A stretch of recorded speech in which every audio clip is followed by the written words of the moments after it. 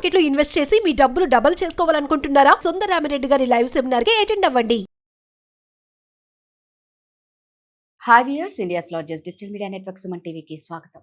ప్రస్తుతం మనతో ఉన్నారండి ఒక సైకాలజిస్ట్ శ్రావ్య గారు అని, వైజాగ్ నుంచి. నేను తనది ఇన్స్టాలో రీల్స్ చూశానండి, చాలా చక్కగా చెప్తారనమాట. సో నాకు అప్పుడు అనిపించింది బోల్డ్ అనే టాపిక్స్ శ్రావ్య గారితో చెయ్యొచ్చు అని చెప్పి నేను ఇన్స్టాలో పాపం మెసేజ్ చేసిన వెంటనే రిప్లై ఇచ్చారు. సో అలా అలా కాంటాక్ట్లోకి వచ్చేసారు. ఈరోజు మన ముందుకు వచ్చారు. బోల్డ్ అనే టాపిక్స్ మనం సైకలాజికల్ పరంగా శ్రావ్య గారిని అడిగి తెలుసుకుందాం. నమస్తే శ్రావ్య గారు. నమస్తే రాధా గారు. సో మామూలుగా చిన్నపిల్లలు చేస్తే ఏదో తప్పు వాళ్ళకి తెలియక చేశారు, వాళ్ళకి కాదు కొత్తదనం కోసం చేశారు అనేది ఉంటుంది, ఏదన్నా మిస్బిహేవియర్ గురించి మనం మాట్లాడుకుంటే. కానీ మామయ్యలు కోడళ్ళను, తాతయ్యలు మనవరాళ్ళను కూడా చాలా దారుణంగా హింసిస్తూ ఉంటారనమాట. వాళ్ళ దగ్గర అసభ్యంగా ప్రవర్తిస్తూ ఉంటారు. సో ఎందుకు వీళ్ళకి ఈ ఏజ్లో ఈ ముసలి వాళ్లకు ఎందుకు ఇలాంటి కోరికలు వస్తున్నాయి? అవతల పర్సన్ దీన్ని ఫేస్ చేసేటప్పుడు ఇంట్లో వాళ్ళకి ఎలా చెప్పాలి? చెప్పినా వినకపోతే వాళ్ళ పరిస్థితి ఏంటి అనేది ఒక్కసారి మనం శ్రావ్యాన్ని అడిగి తెలుసుకుందాం. శ్రావ్య గారు, మీ దగ్గరికి ఎంతో మంది క్లయింట్స్ వస్తూ ఉంటారు. అవునండి. అంటే ఇందాక నేను అన్నట్లు మనం గత వీడియోలో పిల్లల మెంటాలిటీ గురించి మనం మాట్లాడుకున్నాం. ఓకే, మీరు అన్నట్టు పిల్లలు కొత్తదనము, ఏదో చూడాలి, ఏదో చెయ్యాలి అన్న క్యూరియాసిటీ ఉంటుంది. ఇక్కడ మామయ్య తాతయ్య అంటే ఆల్రెడీ వాళ్ళన్నీ చూసొచ్చి ఒక కోడలు నీ దగ్గరకు వచ్చిందంటే కూతురుతో సమానం. ఒక మనవరాలు నీ దగ్గర ఉంది అంటే ఇక కూతురు కంటే ఎక్కువ. అలాంటి వాళ్ళతో ఈ మామయ్యలు కానీ తాతయ్యలు కానీ చాలా దారుణంగా బిహేవ్ చేస్తారు. ఇంట్లో పేరెంట్స్ కి చెప్పినా నమ్మరు, హస్బెండ్ కి చెప్పినా నమ్మని వాళ్ళు ఉంటారు. ఇటు వీళ్ళు ఎలా మెంటల్ గా వీళ్ళు ఎలా స్ట్రాంగ్ గా ఉండాలి? నిజంగా ఫస్ట్ ఆఫ్ ఆల్ వీళ్ళకి ఎందుకు అలాంటి ఫీలింగ్స్ వస్తాయండి ఈ ఏజ్ లో? ఇది చాలా సెన్సిటివ్ టాపిక్ అండి. ఈ ముసలి అయినా కూడాను ఎందుకు ఇంత డిజైర్స్ అనేది మనం ఒక సైకలాజికల్ యాంగిల్లో చూద్దాం అండి. ఫస్ట్ పాయింట్ అండి, చిన్నప్పుడు వీళ్ళకి ఎవరైతే ఈ ఏజ్ పెరిగినా కూడా ఇంత డిజైర్స్ ఉండడం అనేది ఎవరికైతే ఉంటుందో వాళ్ళకి చిన్నప్పుడు వాళ్ళకి జరగాల్సిన మదర్ నీడ్స్ కానీ, మదరింగ్ ప్రేమ కానీ అవన్నీ ఎవరికైతే దక్కువ అండి.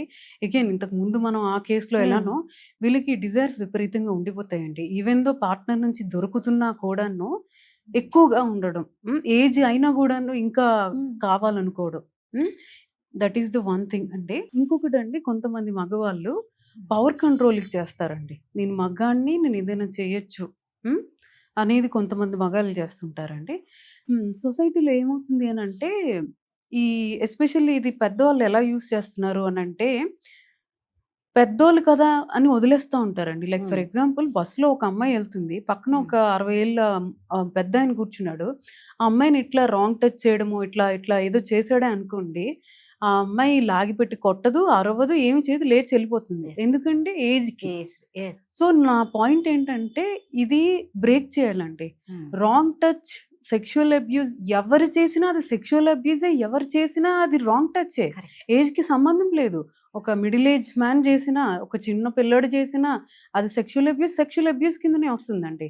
మీరు అన్నట్టండి, కోడళ్ళు ఎంత హోప్లెస్ సిచ్యువేషన్ అంటే అది, మావయ్య కనుక ఇట్లా వచ్చి రాంగ్ టచ్ చేసినా, మిస్బిహేవ్ చేసినా ఆమె హోప్లెస్ సిచ్యువేషన్ అయిపోతుందండి. హస్బెండ్కి వెళ్ళి చెప్పడానికి ఒకటి చాలా ధైర్యం కావాలి. అటు నుంచి వచ్చే రియాక్షన్ మనకి తెలియదు ఎలా వస్తుందో. మోస్ట్లీ కేసెస్ అండి హస్బెండ్లు నమ్మరండి. నా తండ్రి ఇలా చేశారు అని అంటే మోస్ట్లీ కేసెస్లో నమ్మరు. ఆ అమ్మాయికి హోప్లెస్నెస్, హెల్ప్లెస్నెస్. ఇంట్లో చెప్తే మోస్ట్లీ మదర్స్ ఏమంటారంటే, పెద్ద ఆయన కదా వదిలేలే. ఇప్పుడు ఈ అమ్మాయి కోసం ఈ అమ్మాయి స్టాండ్ తీసుకున్నప్పుడు, ఈ అమ్మాయికి ఒక కూతురు ఉంటుంది. ఈ కూతురుతో కూడాను ఆ మామయ్య అలానే చేస్తుంటే ఆ అమ్మాయి ఇంకెలా స్టాండ్ తీసుకుంటుందండి? ఈమె హెల్ప్లెస్ సిచ్యువేషన్. ఈమె హెల్ప్లెస్ సిచ్యువేషన్లో ఉన్నప్పుడు కూతురితో కూడా మీ మామయ్య అలానే బిహేవ్ చేస్తున్నప్పుడు ఆమె ఇంకేం చేస్తుంది? సో ఇంట్లో వాళ్ళు చాలా సపోర్ట్ ఇవ్వాలండి. జడ్జ్మెంట్ ఇవ్వకండి. ఫస్ట్ ఆఫ్ ఆల్ అబ్యూజ్ ఎవరు చేసినా, రాంగ్ టచ్ ఎవరు చేసినా అది రాంగ్ టచ్, ఏజ్తో సంబంధం లేదు. ఇదొకటి బ్రేక్ చేయాలండి. అది ముసలోడైనా, చిన్నోడైనా, మిడిల్ ఏజ్ మ్యాన్ అయినా, abuse is abuse, wrong touch is wrong touch. Radha గారు, మీరు చెప్పినట్లు చూస్తే ఓకే, రకరకాలుగా వాళ్ళు ఇంకెక్కడికైనా బయటకు కూడా వెళ్ళొచ్చు. అంత కోరికలు ఎక్కువ అయిపోతే మీరు కంట్రోల్ చేసుకోలేకపోతే వెళ్ళిపోవచ్చు. బట్ ఇంట్లో ఉన్న కోడళ్ళ మీద, మనవరాళ్ళ మీద వీళ్ళ ఫోకస్ ఎందుకు ఉంటుంది? ఉంటుంది? కరెక్ట్ క్వశ్చన్ అండి. యాక్సెసిబిలిటీ అండి. Yes. ఇంట్లో యాక్సెసిబిలిటీ దొరుకుతుంది. కోడలు అనేసరికి ఒక వల్నరబుల్ పొజిషన్ లో ఉంటది. అత్తమామలకి రెస్పెక్ట్ ఇవ్వాలి. ఆమె బయటకి తీసుకురాదు విషయాన్ని. ఒకవేళ అయితే చాలా రేర్ కేసెస్ అండి, బయటికి చెప్పుకోరు. చాలా చాలా ఎక్కడో తప్ప బయటికి ఆ విషయాన్ని బయట పెట్టరు. ఇది వాడుకుంటారండి. ఒకటే యాక్సెసిబిలిటీ, ఇంట్లోనే ఉన్నారు ఆడవాళ్ళు ఇద్దరు. కోడలు వల్నరబుల్ పొజిషన్ లో ఉండడం వల్ల ఆమె బయటికి చెప్పుకోలేదు ఆ విషయాన్ని. ఇంకన్నా అతని పరువు కూడా పోదు కదా. బయట ఎక్కడో ఆ పని చేస్తే బయట ఎవరైనా కొట్టినా బయటపడిపోతుంది కదా విషయం. ఇంట్లో అది బయటికి రాదు విషయం. ఒకవేళ వచ్చినా 4 గోడల మధ్యనే ఉండిపోతుంది. మనవరాలు కూడా అలానే అండి. ఎప్పుడైతే కోడలు తన కోసం తన స్టాండ్ తీసుకోకుండా ఉంటుందో, మనవరాలు అమ్మాయి ఏం చేయలేకపోతుంది. అమ్మ సిచ్యువేషన్ హెల్ప్లెస్. మనవరాలు కూడా అలానే ఉంటది. ఎవరు వీళ్ళని చెప్పినా నమ్మరు అన్న ధైర్యంతో వీళ్ళు చేస్తారు. సో ఇదంతా మరి సెక్సువల్ అబ్యూస్ కిందే వస్తుందా శ్రావ్య గారు? అవునండి, 100% ఇది సెక్షువల్ అబ్యూస్ కిందే వస్తుందండి. ఇంకా ఈ మనవరాలు ఏదైతే ఉందో, ఒకవేళ మైనర్ అయితే పోక్సో యాక్ట్ ప్రకారం చైల్డ్ అబ్యూస్ కింద వస్తుందండి, which is very punishable. So అంటే ఇప్పుడు మీరు అన్నారు కదా ఇందాక, భర్త ఇందులో మెయిన్ పెద్ద నమ్మాలి ఎవరు అంటే భర్తనే అన్నమాట. అలా భర్త నమ్మని పరిస్థితుల్లో ఈ భార్య పరిస్థితి ఎలా ఉంటుందండి? మెంటల్ గా వాళ్ళు చాలా డిస్టర్బ్ అవుతూ ఉంటారు. వీళ్ళ సిచ్యువేషన్ ఏంటి? నాకు తెలిసి కొన్ని డివోర్స్ కింద కూడా వస్తాయేమో. అవునండి, డివోర్స్ కేసెస్ ఇలాంటివి జరుగుతున్నాయి. ఈ హస్బెండ్ కి చెప్పినా కూడాను హస్బెండ్ అర్థం చేసుకునే సిచ్యువేషన్స్ కొన్ని అయితే, కొన్ని కేసెస్ లో ఏమవుతుంది, నీకు మా అమ్మ నాన్నలతో ఉండడం ఇష్టం లేదు, అందుకు నువ్వు ఇలాంటివి చెప్తున్నావు అనేవి కొన్ని కేసెస్ అండి. కొన్ని కేసెస్ నమ్ముతారండి. నమ్మి వాళ్ళకు కూడా ఓ వాయిస్ ఉండదు. నాన్న మీద తిరిగి అరుద్దామని కానీ లేకపోతే అడుగుదామనే వాయిస్ వాళ్ళకు కూడా ఉండదు. అది కూడా అగైన్ హెల్ప్లెస్ సిచ్యువేషన్ అండి. మరి ఎలా అండి దీని నుంచి బయటపడాలంటే? పాప ఈ అమ్మాయి పరిస్థితి ఏంటి? ఎప్పుడైతే హస్బెండ్ నుంచి ఎలాంటి సపోర్ట్ లేనప్పుడు లీగల్ గా హెల్ప్ తీసుకోవడం చాలా అవసరం అండి. ఇంకొకటి అండి, నా రిక్వెస్ట్, అట్లీస్ట్ మదర్ అండి, అంటే ఎవరికైతే ఇట్లాంటి జరుగుతున్నప్పుడు ఆమె కంప్లీట్ గా హెల్ప్లెస్ అండి. ఆ హెల్ప్లెస్ టైంలో అట్లీస్ట్ మదర్స్ ఏం అవ్వదమ్మా మేము ఉన్నాము అనే అష్యూరెన్స్, జస్ట్ ఒక మాట అనండి చాలు. కరెక్ట్, అది చాలు.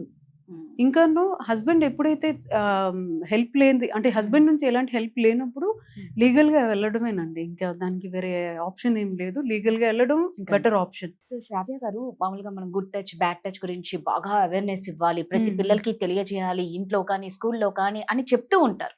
ఓకే, అది చెప్పడంలోనే ఉంది.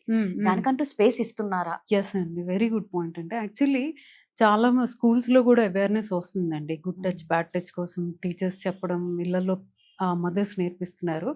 కానీ ఒకతను వచ్చి నీతో మిస్బిహేవ్ చేస్తున్నప్పుడు ఆ పాప వచ్చి మీతో చెప్పేంత స్పేస్ మీరు ఇస్తున్నారా లేదా కూడా ఇంపార్టెంట్ అండి. ఆ స్పేస్ కూడా ఇవ్వాలి. రైట్. సో నిజంగా అంటే ఆ స్పేస్ ఖచ్చితంగా ఇవ్వాలి పేరెంట్సే ముఖ్యంగా. ఎందుకంటే ఈ మామలు, మామయ్యలు, తాతయ్యలు, పక్కింటి పిల్లవాడు, ఆడుకొనికొచ్చే పిల్లలు, చదువుకొనికొచ్చే పిల్లలు చెప్పుకోలేకపోతూ ఉంటారు. కాబట్టి ఆ స్పేస్ పేరెంట్స్ ఇవ్వాల్సిన బాధ్యత. థ్యాంక్ యూ అండి.